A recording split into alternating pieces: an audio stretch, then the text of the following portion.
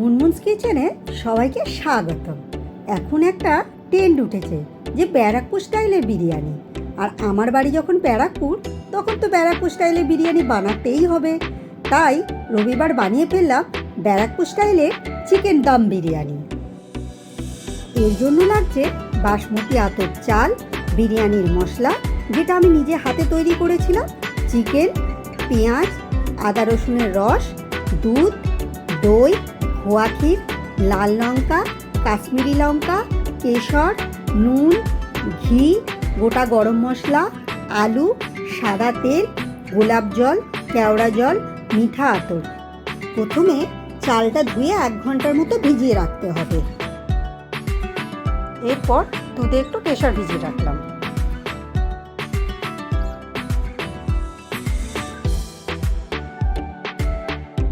এবার একটা কড়ার মধ্যে তেল দিয়ে পেঁয়াজগুলোকে ভাজতে দিতে হবে।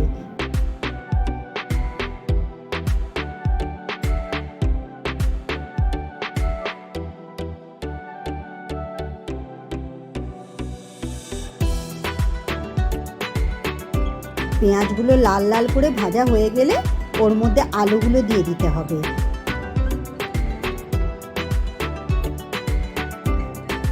আলুর ওপর লাল লঙ্কার গুঁড়ো, কাশ্মীরি লঙ্কার গুঁড়ো, নুন আর জল দিয়ে সেদ্ধ করতে হবে।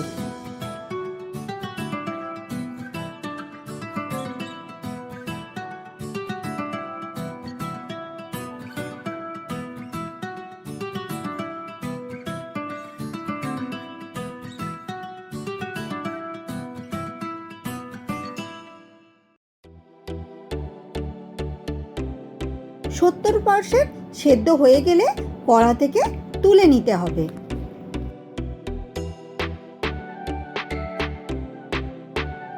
এবার ওই পেঁয়াজ রসের মধ্যে আদা রসুনের রস দিয়ে দিলাম।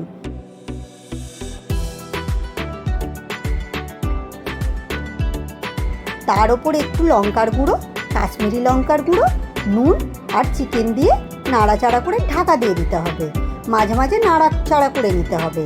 মাংস 70% সেদ্ধ হয়ে গেলে গ্যাস বন্ধ করে দেব।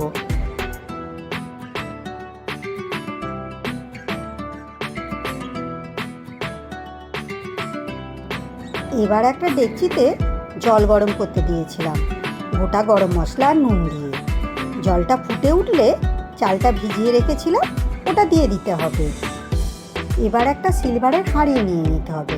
প্রথমে আলুগুলো সাজিয়ে দিতে হবে, তার উপর চিকেনগুলো সাজাতে হবে।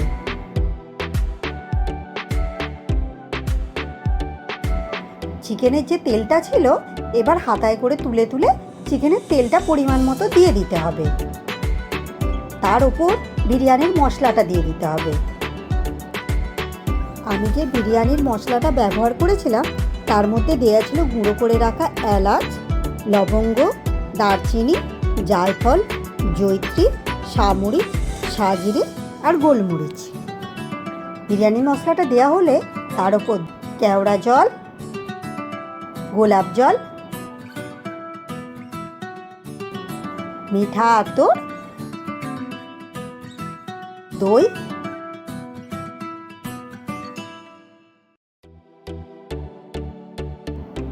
দুধ,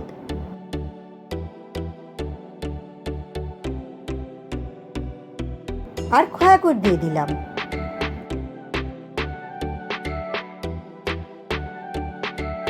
এবার একটু নাড়িয়ে নিয়ে তার উপর যে ভাতগুলো করে রেখেছিলাম সেটা দিয়ে দিলাম। মাঝখানে একটু ঘি দিলাম, তার উপর আবার ভাত দিলাম,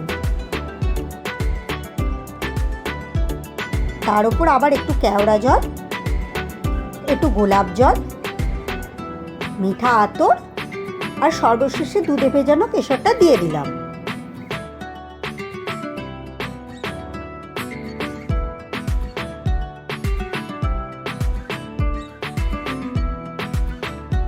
সব হয়ে যাওয়ার পর হাঁড়ির মুখে আটা দিয়ে হাঁড়ির ঢাকনাটা আটকে দিলাম। এবার দম দেওয়ার জন্য রেডি।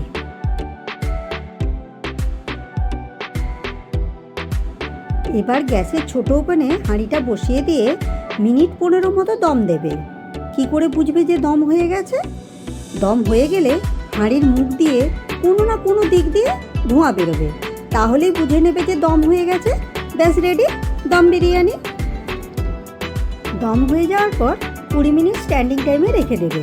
তারপর হাঁড়ির মুখ খুলে ওপরে ঘি ছড়িয়ে সার্ভ করে দেবে।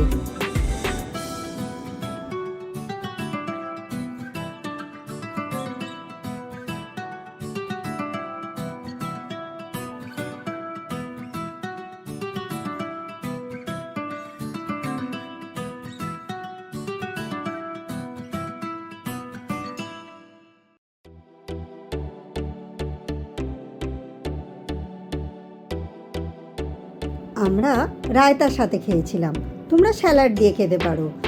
আর এই রেসিপিটা যদি ভালো লেগে থাকে তাহলে একটা লাইক, কমেন্ট আর শেয়ার করে দিও।